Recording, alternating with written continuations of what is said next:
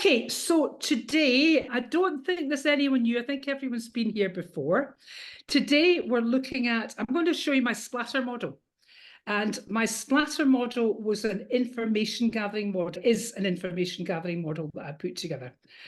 But let's first of all look at the communication process, and then I'll talk a little bit more about this. When we communicate, we naturally delete, distort, and generalize. Every single person is making their edited version of the world. And it's something we tend to forget about. Now, what's really interesting, very often I will do corporate training and we'll talk to leaders, and they'll all talk about how they totally understand that we all create our own edited map of the world, our own edited version of a situation. And yet they talk about being in conflict with someone because they don't agree with them.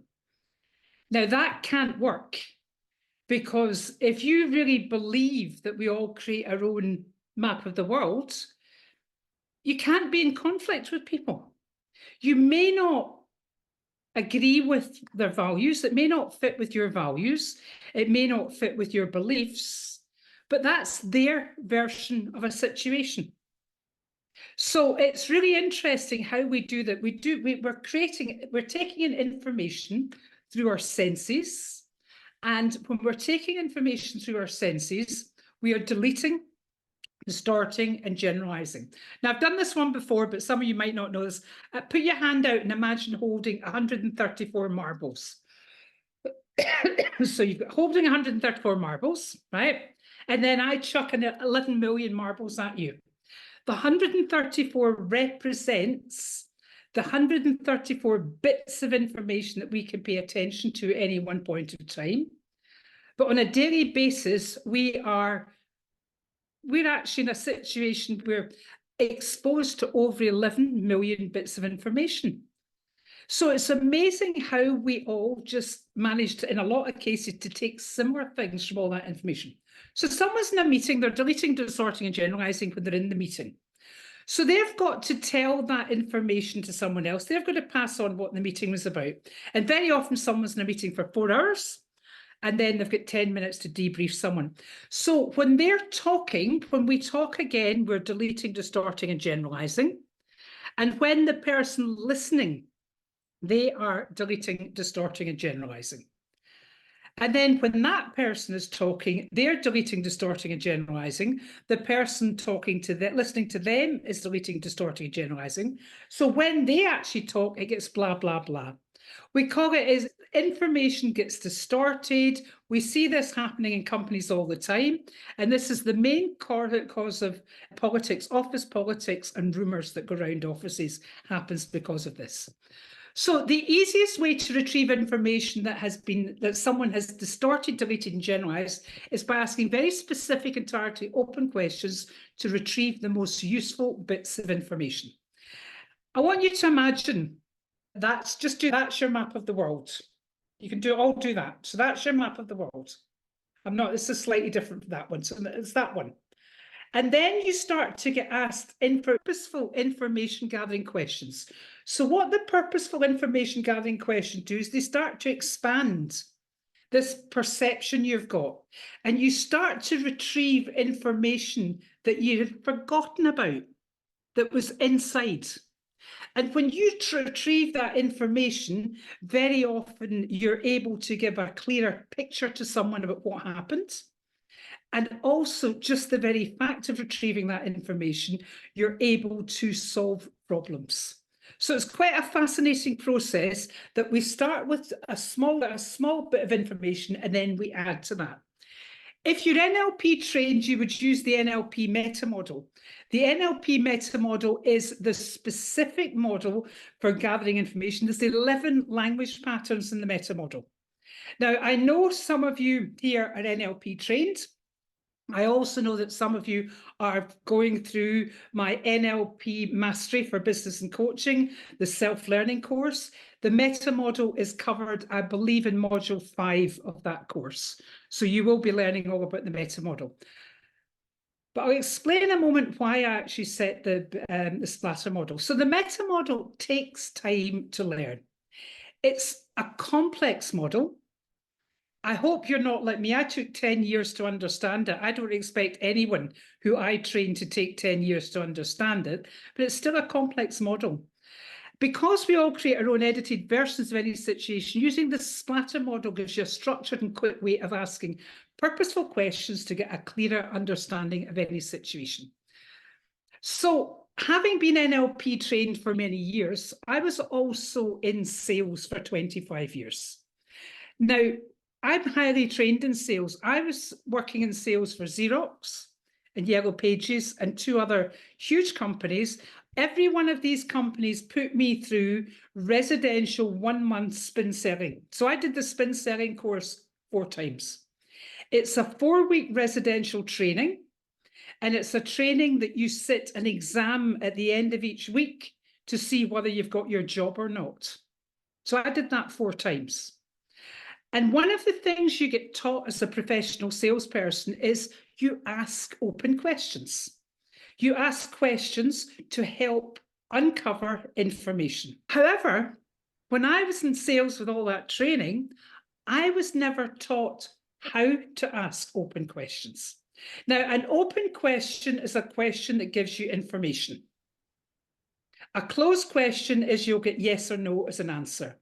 So an open question, what we did here is I've actually taken all the open questions and I've just put them into a structure. So let me just play for a little minute. Amir, why are you wearing that shirt? You don't have to answer me in that one. Kubali, why have you got that t-shirt on? Diego, why have you got these things behind you? Willie, why have you got that background? Okay. Now, can you see if I go in with the word why, how does that feel? When I just straight away, everyone has to defend themselves because, and write this down, why equals reason or motivation. That's what the word why equals. And if you start any questioning, if you're trying to gather information from anyone, and if you start with a why question, you've put that person on a defensive stance where they've got to justify or explain or give reasons as to the reason of whatever it is you're asking them. In other words, it's a question that goes straight into someone's inside world. And I realised in sales, a lot of people led with why, and it was causing problems. People weren't opening up. To be able to ask splatter model questions, and splatter is just the framework of the way to ask questions. This is very useful for sales, customer service, negotiation, conflict resolution, and coaching. We all know we create pictures, am I correct? Do you all know that? Do you all know you're creating what's known as submodalities? In fact, let's do it just now. I want you to imagine you're standing in front of a door. You're standing in front of your door. Okay? Show me, just point to where your door is. Okay? Now, Willie, are you pointing to your door? Or are you pointing? I don't want anyone to point to if you ask me to point to my doors there, but imagine no one's standing in front of a door. You're actually sitting in front of a computer. So point to where your door is. If you imagine standing in front of the door, where's the door? Okay.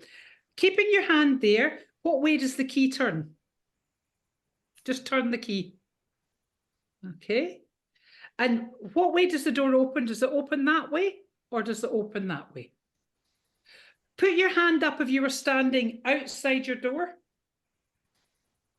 Put your hand up if you were standing inside your door. Okay, I didn't give you enough information. I didn't say stand outside your door, and I didn't even say what door it was. I didn't ask you to. So can you see you deleted, distorted, and generalized information to create your own picture? Now, am I correct in saying you had a picture of your door? A holographic picture. It probably wasn't like a clear painting or photograph in front of you, but there was definitely a visual representation. Am I correct? Yeah. We are creating that visual representation for everything we talk about, everything we think about. These are called your visual submodalities. We're talking in NLP, that is your visual submodality. So what we're looking at doing is we're looking at Imagining the visual submodality or this visual picture like a jigsaw with bits of the jigsaw already there. That's the bits you have to assume to be there. And then by asking meta model questions, when we're NLP trained, or asking splatter questions, which is the much easier model to use, you're getting the bits that are missing that help that picture become clearer and clearer. So that you've got a greater understanding of what someone's talking about, but more importantly, they've got a greater understanding because they're getting clear on what it is they're talking about. So you're looking to, you're wanting to see the situations clearly. So the splatter model, and we're just going to go through this quickly. We start with the situation, which is the what, or the people, which is the who. So you can see what and who are open questions. You cannot, when I first realized this, and this was only about 7, 8 years ago, I created the splatter model, I suddenly went, I cannot believe that I've never realized consciously before that you cannot begin to understand about anything till you know what specifically that thing is and who's involved. Now, I was teaching that as part of the meta model. We talk about the different who or what are you talking about? Who specifically, what specifically? But I had never made that connection that you cannot actually make a visual picture. You can't get clear about anything until you get that. Now, remember, we're working with the NLP Edge. This is for business and coaching. And lots of business leaders are working with maybe 5 or 6 people who report into them. And it takes a second to say, what specific report do you mean? Who specifically are you talking about? Because as human beings, we all come out from our inside world. Just point yourself and say, I am the center of my world. I am the center of my world. No, you're not. I'm the center of my world. Because we all operate from the center of our own world. And because we operate from the center of our own world, we assume that everyone knows what's happening in our world. So people jump into conversations and they'll start talking about something and you haven't got a clue. You may be making, very often you're making an educated guess, but for business and coaching, it's really important to be able to say what specifically or who specifically. So the first 2 parts of the splatter model are the what or the who, and you're going to practice this in a moment. I'm going to give you a few minutes to practice tonight. Then we're looking now, the next 3, it doesn't matter what order they come in. The location is the where, the action is how, and the time is when. So all I did was put the what, who, where, how, and when into an order. The minute you have that, you can ask, what was the reason for that? And I very often do not use the word why. I use the word why very specific. Why are you here? Why are you on this training? Why have you booked me for coaching? Why? That's when you're looking for a very specific motivation or reason, that's why. But I soften it. I've often said, so what do you think is the reason that happened, or what motivated that? What motivated you to do this? Because there's something about asking for action rather than the why straight away where someone's immediately got to defend. This is a short presentation tonight because I want you to practice this. Hang on a wee minute and I'll get the breakout rooms open. Any questions? Any questions about that so far? No. Okay. So what we're going to do, yes, Richard. I didn't get the R at the end. It was the R is the reason or motivation. So let me just share that again. You can take a photograph of that. You can take a screenshot. So why is reason or motivation? That's the why. So I'm going to put you into, let me see, we've got 4 rooms. And some rooms have got 3, and we've got room 4 has Richard and Willie are in room 4, if you're happy just to work together there. What I'd like you to do is introduce yourself, and the other person uses the splatter structure to quickly get as much information as they can. And literally do that for 5 minutes, we'll do for 10 minutes. So 4 or 5 minutes each. And then we'll come back in, let me see, it's 19 minutes, but 20 minutes. We'll come back in, I tell you what, let's do 15 minutes tonight. There you go, you're getting a wee bit extra tonight. But I want you to practice the splatter model. When I teach this to business leaders, they cannot believe how much information, how much more information they get. Because just by putting these questions in this order, you're creating a sort of rapport that's building up. Yeah. Okay, so let me open all the rooms. I'll keep recording back on again. Yeah, the Okay. action part of Splatter opens door for another round of questions, like going deep into a matter, and it just flows so easily and so nice. Yeah, and you can go in, once you've got that what and who, you can move around everything, and then you might ask a why question, and then another what will come up. But what it tends to do in business scenarios, it's a model that helps business professionals either get really clear about a situation. It could be a situation that maybe someone wants to achieve something. It could be help someone get clear on their goals, or there could be conflict or a situation with a bit of a problem. And then they can get really much clearer on all the aspects of that. Okay, let's just get feedback. Thank you. Feedback from one other person. Who else?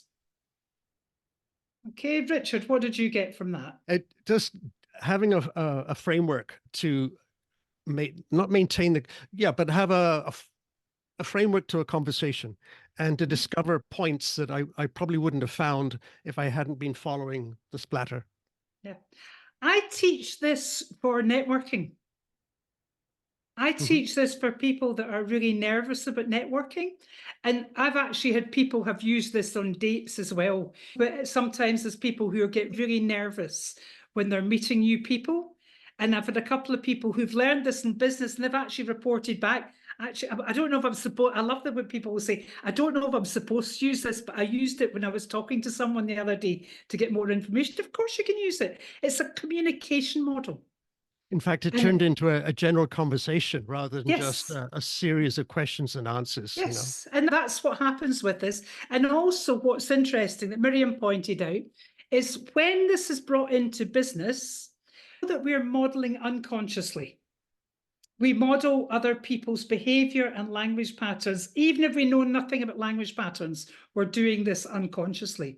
So one of the things that you very often find in business, if you've got a business leader who's using a splatter structure, because we've watched it, I do a lot of work for, sometimes we go into companies for a couple of years, and you get to see the progression all happening between all the different teams. And you'll get leaders who start to use splatter. And when they're using that, they're starting to find it really easy to gather a lot more information. And the feedback I get so often is you get a completely different response using that model than if you go in with the why. If you go in with the why, you'll just get the straight off quick response. That sort of opens things up so that people can think a little bit more. But people start to model how they're asking questions, and then you end up with people coming to you saying, this is a situation. I mean, they don't even know they're doing it, but they're telling you, they're starting off, this is a situation, this is the people involved, this is when it happened, this is how it happened, and this is the reason we did this. So how can we go ahead? So, and they give you everything that you need. So if you're looking for communication skills within companies, employee engagement within companies, these are the type of skills you can take in. Okay, next Wednesday, we're on to the focus listening. So we're going to be doing a session on some of the ways to shut down your self-chatter, because focus listening is a massive skill. Leaders should be talking, leaders and coaches should be talking 20% of the time. The other people involved should be telling you, you should be listening. And really good leaders and really good coaches, they swear, I love the way a few of you are swearing away there. Really good leaders listen. People will tell you their problem and how to solve it within the first few minutes of talking to them. Do you know that? It's unbelievable. I heard that from Richard Bandler about over 25 years ago. People will tell you their problem and how to solve it. All you have to do is be listening. Someone can't tell you they've got a problem unless they know the answer to that problem. Are you aware of that? They've only got a gap. They've maybe got a gap in knowledge, or they've maybe got a gap in skills or capabilities, or they may just have a gap in confidence. But for someone to say, if someone says to you, I'm not confident to do something, we know from the meta model that is a comparative deletion. Compared to who or compared to what? Not why you're not confident. Compared to who or compared to what? Because that person is comparing supreme confidence and to how they're feeling, and they couldn't be able to even think about supreme confidence if they didn't know what supreme confidence was. So it's really cool when we start looking at the neurology and the way the neurology works, the way language works. We were down in London. We did an absolutely incredible session. I believe, Vladimira, you were in Nishith Shah, who is an incredible NLP trainer from India. He was over and he had us modeling inanimate objects. And what you could get from just modeling, and what I mean by modeling is, what's that giving you? What qualities are you seeing in that? Because every quality you're seeing in that is a quality in yourself.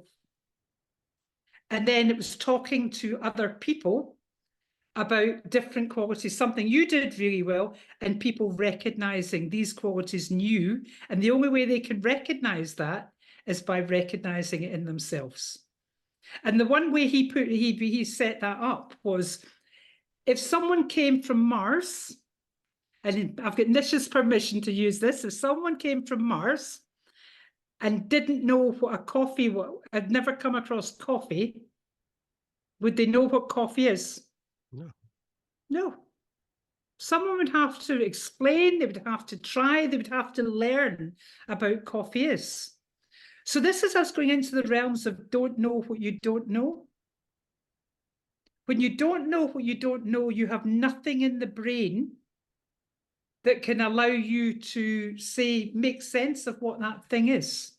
When you really listen, everything you're picking up, everything you understand from someone, you've already got that in yourself. And more importantly, you can help that other person connect with their resources. Okay, thank you very much. That's 45 minutes, can't believe it. If anyone is not a member of the NLP Business Circle Club and is interested in joining, you know we've always got a 50% offer for that. And also, I'm delighted to say we now have 18 people as members of the NLP Mastery for Business and Coaching. And the feedback, we're into module, for the people who signed up right at the beginning, that's 2 weeks ago, module 3 open today. And we're getting some really fabulous feedback from people some people are brand new to NLP, and we've got people highly experienced in NLP, and they're getting a totally different perspective. See you next week. And those of you on the dual certification, we'll see you for the second last weekend tomorrow. So we're about to qualify another lovely bunch of people. Okay, see you soon. Take care. Bye. Thank you. Bye. Bye.